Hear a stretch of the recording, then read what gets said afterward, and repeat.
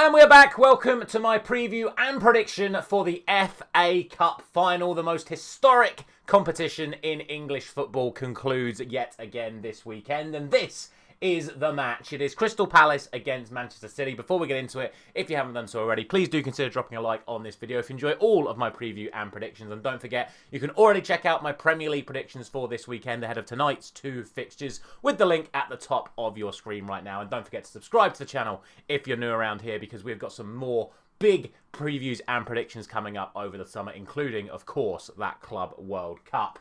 As for the FA Cup, though, you'll see at the top of your screen, we're 43 out of 62 for the season. Got 1 out of 2 in the semi-finals. We did predict Man City to beat Nottingham Forest. However, we did not predict Crystal Palace to beat Aston Villa. And I think that is the best place to start when it comes to this, because Crystal Palace come into this off the back of that unbelievable 3-0 victory against Aston Villa in the semi-final. I thought they'd have some chance. I didn't think they produced a performance like that. I said the way that sort of Wembley's set up, the type of players that Aston Villa had, I thought that sort of scenario would really suit Aston Villa and be a real issue for Crystal Palace. Turned out to be the complete opposite. They were absolutely phenomenal. And the reason why that's important is because even though Manchester City don't play the exact same style of play as Aston Villa, it's that whole adage of the way City play, the style of football, the players they've got.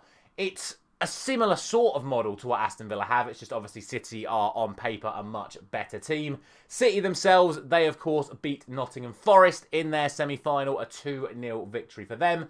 And they come into this off the back of a 10-game unbeaten run. Crystal Palace come into this off the back of a 5-game unbeaten run. But it should be noted that even though Palace did win 2-0 against Tottenham in the Premier League last weekend, they did draw 1-1 at home to Forest 2 weeks ago, which is obviously who Man City beat in the semi-final 3 weeks ago. But it should also be noted that Manchester City did draw 0-0 away at Southampton last week. So if Palace decide to sit in, use their 5 at the back and then spring counter-attacks, there's a very good chance Crystal Palace get the result here. And I think that's what people are looking for. I think people that are clicking on this video, you want to know what chance Crystal Palace have of getting the win, because everyone knows Manchester City are going to be considered the favourites of this one. It's no real surprise that Manchester City are going to be considered the favourites. They've won trophies year in, year out. It's another opportunity for them.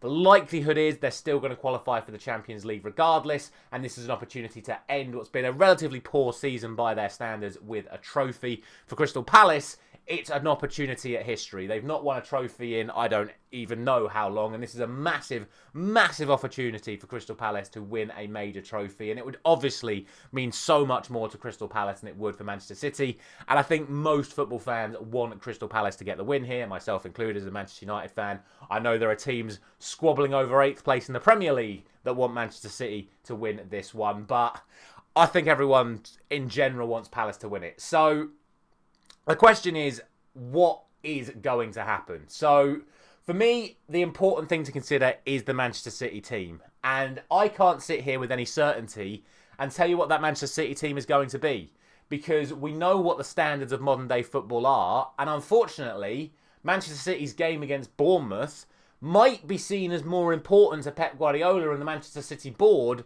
than this final against Crystal Palace.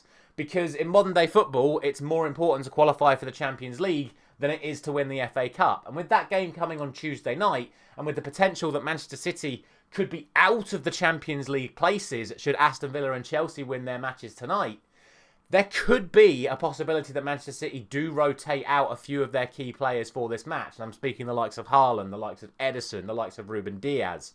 They could be missing. If they are, there is a massive opportunity for Crystal Palace here, because I genuinely could see something like that happening. What I would also say in regards to the Manchester City team news is I've seen a lot of reports that Rodri is going to be in the squad. That does not mean he's going to start. I would be stunned if he starts. But I've seen a lot of reports suggesting that Rodri will be back in the squad and could come on in the second half. Same goes for John Stones, but again, I think it would be unlikely. I think it's more likely we see them on the final day of the season, like not even against Bournemouth. I think it's more likely we see them on the final day of the season ahead of the Club World Cup, but we shall see. And like I said, I think it's expected that Manchester City do make some rotations. As for Crystal Palace, The only sort of key player that could be missing here is Adam Wharton. He picked up an injury a couple of weeks ago. He didn't play last week. The likelihood he's going to miss this one. That'd be a huge, huge loss for them. I say that. Will Hughes and Lerma have been fantastic in there over the last few weeks. But with the quality that Wharton have on that Wembley pitch, the experience of playing for England as well, I think he would be a big loss for them. But I do think they have a very good chance. Final thing to note, Crystal Palace have scored 2 goals in all of their last 4 matches against Manchester City. That is both games last season and both games this season. Crystal Palace have scored 2 goals in all 4 of those matches. Unfortunately, though, they've not been able to turn any of those results into wins this season. They drew 2-2 at home, and just a few weeks ago, in the dress rehearsal for this FA Cup final, they went 2-0 up at the Etihad, and Manchester City won 5-2 on the comeback. But again, that was with their full first team, and they could rotate here. Ultimately, I still think City are going to win it. I think with the players they'll have to bring on, if and not whether or not they do play that starting lineup, again, they're the favourites for a reason. But I think this is going to be a very, very close game. I think Palace have the potential to win it in 90 minutes. I certainly think they have the potential to take it to extra time. But I'm still going to go for that Manchester City win. I'm going to go for 3-2. The exact same scoreline I went for that league fixture a couple of weeks ago, or a few weeks ago. So we shall see. I'm going for Manchester City. I obviously hope Crystal Palace can pull it off. But let me know your thoughts down in the comment section below. What lineup do you think Pep Guardiola is going to put out for this cup final? How much does that lineup affect Crystal Palace's chances? Will Crystal Palace pull off the upset, or will it be yet another trophy for Manchester City? Let me know your thoughts down in the comment section below. Thank you very much for watching. I'll see you very soon.